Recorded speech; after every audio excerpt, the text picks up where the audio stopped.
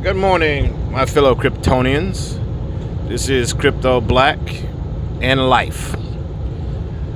Let's discuss the finer points of the process or thought process of survival of the fittest. Depending on what generation you're from, you may be familiar with this term and thought process. And if you're not, you're about to get a crash course on what that means. Survival of the fittest is the thought process that only the strong survive. Only the prepared, or I should say the prepared, survive. And what makes a human being fit or prepared is about how much time and effort they put into that preparation and their personal strength, be it gathering food, gathering protection for themselves, and basically growing a community as well. The fit,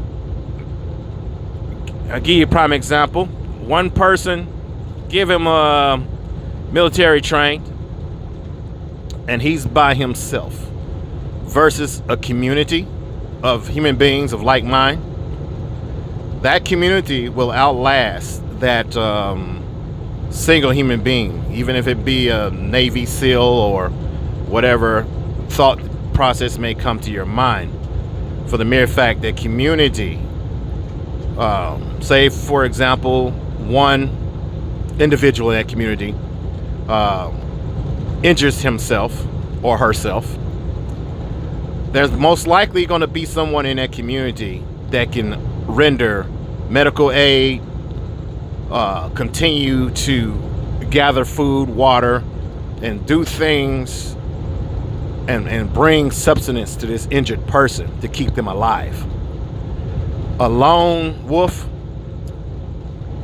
even though he's fit, even though he's trained, if he gets injured and become incapacitated, where that he cannot take care of himself, he will perish. He will fail in the game of survival of the fittest. And that is one of the problems that we have here in the United States. A lot of us Americans have been taught to look out for numero nuo, whatever how you say that. Like I said, I'm from the South, so my vocabulary is a little limited sometimes. But yeah, look out for yourself, and everybody else can look out for themselves. But that individual thought process is dangerous over the long term. When you have a society where you can get in your car, your vehicle, drive to the grocery store, and purchase what you need, you got your JIT system, your supply lines. Us truck drivers, we bring food and everything else that us human beings need, which have, yeah, you can afford to have that mentality to a certain extent. But when you have a world of shortages, which, like I say, as a truck driver, I'm seeing the shortages. I make those deliveries. We are no longer in the land of plenty here in the United States, and it's slowly starting to dawn on people. But like I say, when you don't have that, you have to start relying on community. But I see with us, because we have been brainwashed by society and media and everything else, that a lot of Americans are gonna have a hard time surviving what's coming, because we have been steered away from the community thought process of looking out for each other. And basically, unlike back in the 40s, 50s, 30s, where everybody looked out for each other, and so they survived the Great Depression. your neighbors would actually look out for your kids. If someone come messing with your kids while they were in the street playing, your neighbors will rise up and scare predators away to let them know that they're being watched. But in this society, 2020, pretty much everybody mind their own business. Okay, I don't think anyone would be as militaristic when it comes to protecting children like they were back in the day, or even if you were, and you still see it around the world outside the United States. If you mess with somebody's child, you're gonna have hell to pay by the community. But here, like once again, you got that individualism and that thought process that in a grid down situation and scenario where there's food shortages, yeah, that could be your downfall. So I would encourage you to get to know your neighbors with the mindset of seeing if you can trust them, see if they're trustworthy, building a network of people. Even if it's not your next door neighbor, find people of like mind and try to break that spell of I don't need nobody. I don't need with a lot of women nowadays, they'll tell you I don't need no man. Okay, well, in a society where it allows you to go out and gather your resources on your own. If you have a problem, you just pick up the phone, dial 911. Yeah, it affords you that. But in the grid down situation, in the caveman world, a lot of the women will find that and wish they did have a man. Mere fact that we're physically a lot stronger, and we have certain attributes that allow us to survive in a grid down situation and scenario, that unless a female has been trained, okay, she would have difficulty. But even if she's trained, it would be a struggle, because it goes back to that lone Navy SEAL that I mentioned in the beginning of this discussion. Okay, he's a man, he's trained, he has learned to live in the wild by himself. But it takes that one injury that he gets when he's by himself that will take him out and make all of that training null and void. Which brings me back once again to community. So, survival of the fittest, to wrap this topic up. Obviously, the idea of what is fit is having a mindset to adapt, having the ability to conform to your surroundings and become useful as a community member. You can't have a lazy mindset that I'll just lay around and do the bare minimum and I'll be okay. Because the other community members are not gonna put up with that. I mean, I know a lot of you are familiar with the TV show called Survivor. And it basically it was based on the community members living on an island. And if you were not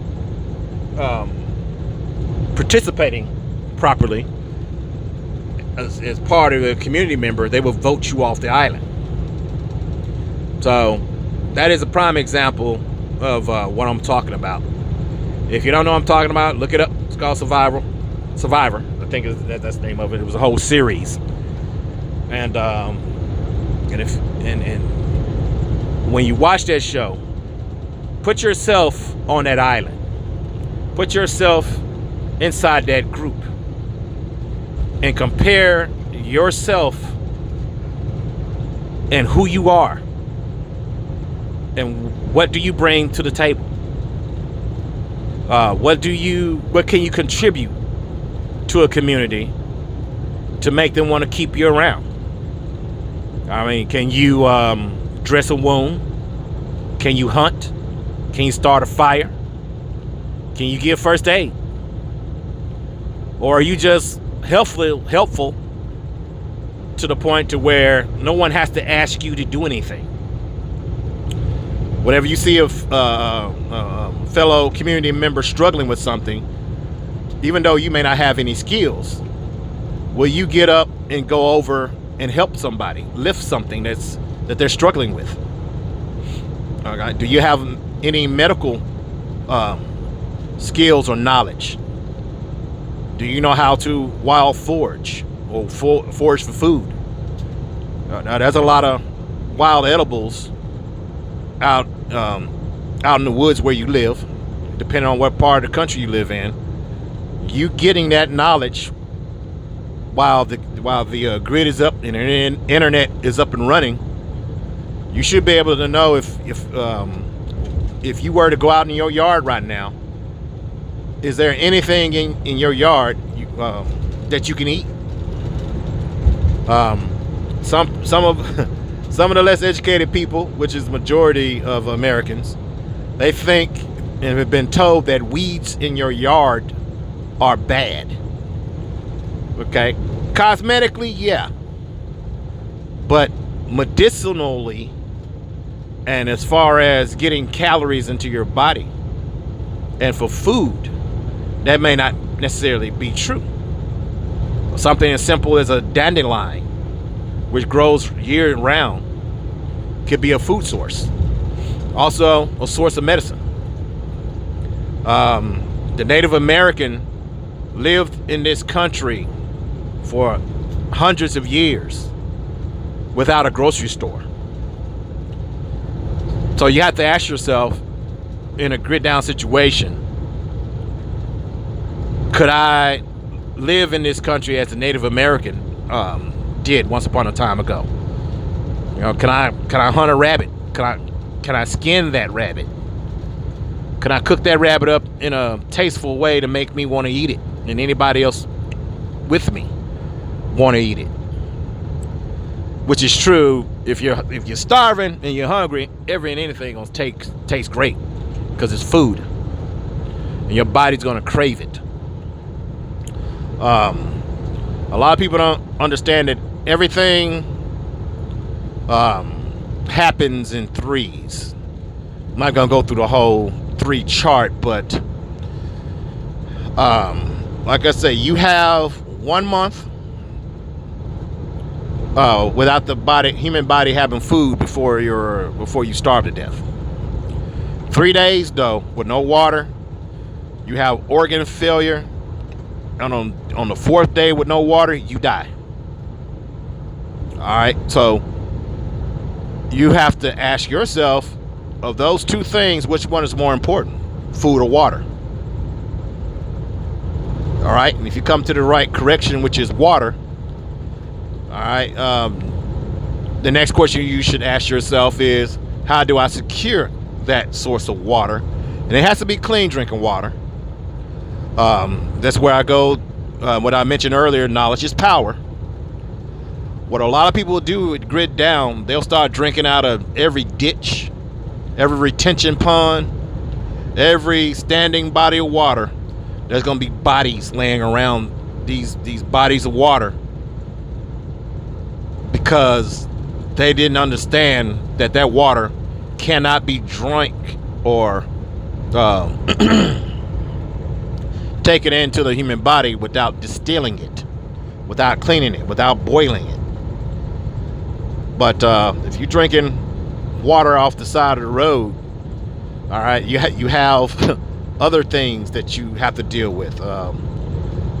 Like I say, right now, currently, I'm up north, and I'm headed toward the convoy in Canada. Me and my posse of 2,000, and up here, where there's a storm on its way, they put down de-icer on the interstate. All right. With this interstate, if that de-icer gets in, obviously, you boiling that water, once that de-icer thaws out,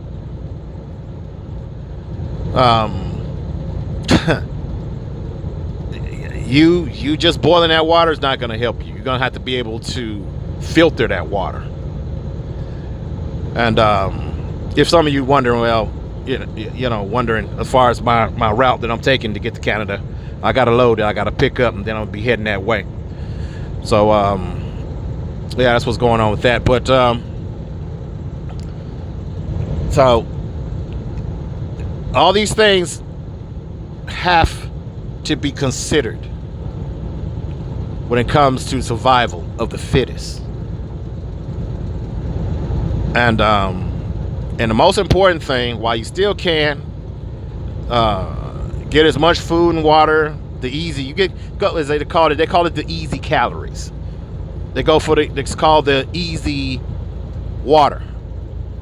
Okay, as long as you can still go to the store and you can buy bottles of water, go to the store and buy the bottles of water. The human body, they pretty much tell you need a gallon of water a day per person. So stack your water for how many people's in your group or in your family. Like I say, go online and figure out and learn how to distill your own water. A lot of prepper groups, they talk about getting a Berkey filter, but Berkey filters are expensive. I don't own one personally because I've learned the knowledge of how to make one out of 2 5-gallon buckets. All right, it's a filtering system. All right, that will filter the toxins and other things out of your water, because so that is what makes for someone who's prepared. All right, so there's a lot of other thought processes to go toward being prepared for the upcoming, well, actually we're going through it right now, the collapse that we're currently going through. It's a slow collapse, but it's noticeable. And like I mentioned in one of my other videos,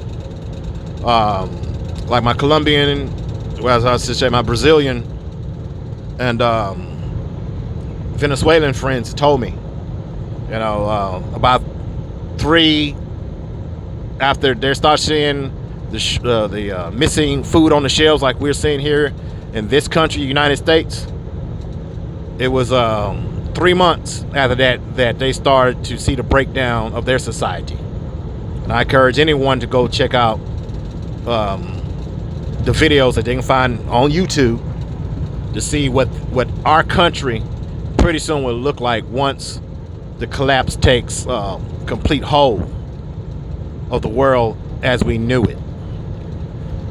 2022 is going to be an interesting period of time to go through, and if you're prepared, you'll come out the other side well off. You'll actually, if you prepare yourself well enough, you can actually thrive in the upcoming shift into the new millennium that we're going into. Because on the other side of this shift and this change and this reset and this collapse, we're about to enter a golden age that I do believe that's going to last for hundreds of years. Just like every other collapse for every other society. This is nothing new. This is nothing that cannot be survived. This is not something that cannot be out-survived. But we as individuals have to take responsibility for ourselves and for our families. And we have to snap out of the mentality that the world owes us something, or that the government is going to come save us. Like I say, from what I've seen of the government all my life, I have no faith, no confidence in them whatsoever to save me. And I can promise you, they're not going to come to save you. Because the fact of the matter is, the government sees you and I as competition for resources. That's right. Whatever can of food that you see on the shelf, or the easy calories that you can go purchase off the shelf right now, they see you as competition because you're going in, you buying that, and you're making it to where they can't buy it, they can't own it, they can't hoard it like they're doing in mass.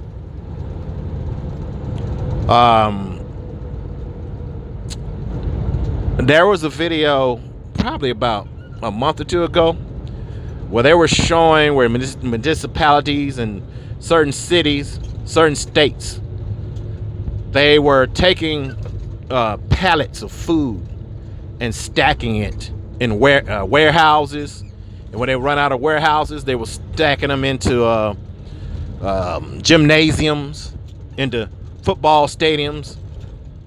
They were just taking a forklift and driving all this food and stacking it in there on the arena floor, and pretty much stacking it to the rafters. And some people would be like, okay, well, that's my government getting ready to prepare to feed me and my family. Well, yeah, because food is power. Food is control. So with that being the case, you have to ask yourself, how much control do I want to give the state over me and my family and our well-being? Because for anyone to feed you, you're going to have to give up something. You're going to have to submit to whatever they tell you before you sit down with that plate and watch your family eat whatever they give you. And you're going to sit there and eat whatever they give you. And if you're smart, you ain't going to complain. Okay? But that is you giving your control, your sovereignty, over to a third-party entity called whatever individual person or government that you feel that should take care of you, should look out for you. Now, the other option is you maintain your control, your sovereignty, and look out for yourself. If you got food stamps, stack up on your canned goods. Stack up on your bags of rice. Learn how to Mylar bags of rice and put the make sure you put the oxygen absorber in your Mylar bags before you sell them. All right, stack your own food. Stack your own water. At that point, if anyone comes to you and tell you that you're going to do X, Y, and Z, or I'm not going to feed you, well, at that point, you have the ability to give them the middle finger because you don't need their resources. All right, that's what I call easy calories. All right, you don't have to go out in the woods. You don't have to risk your life and health and well-being to go get that food or those calories.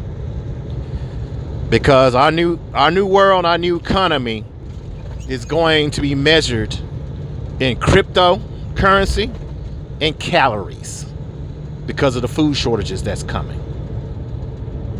I know that's going to twist a lot of y'all's noodles. But yeah, food is going to be worth more than money. All right?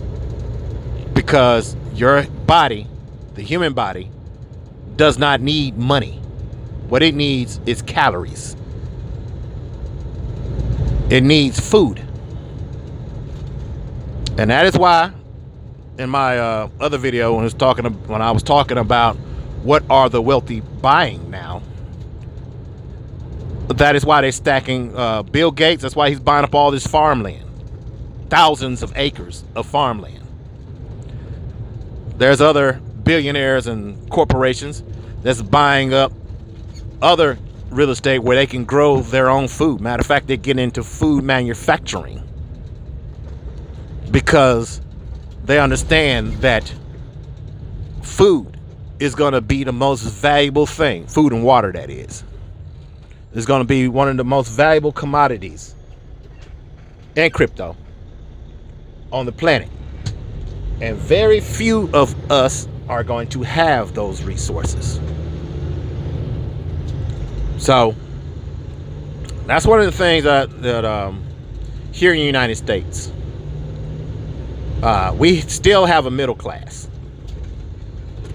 Even though our government's done a real good job of destroying the middle class with all the unemployment we got going on here. But in other countries like India, there is no middle class. There's you're either rich or you're poor. And that is what they want here in this country. All right. And in places like India and around the world, whether you're either rich or poor, they like it that way. Because the rich make all the rules and the poor gets to do what they're told. That is if they want to eat. That is if they want to drink. That is if they want to live.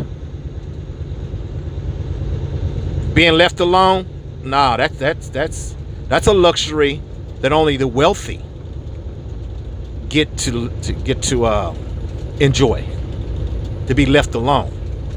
But the poor, if you're poor, you're gonna get whatever they whatever they do to you. So while there's still time, I encourage people to educate yourself on how to get ahead of this. Like I mentioned earlier, on my earlier videos, we do have a $1,000 Bitcoin sweepstakes going on for the first 5,000 subscribers. Just go to my video. It's called $1,000 Bitcoin sweepstakes, something like that. But in the description, it tells you what you need to do to participate in that.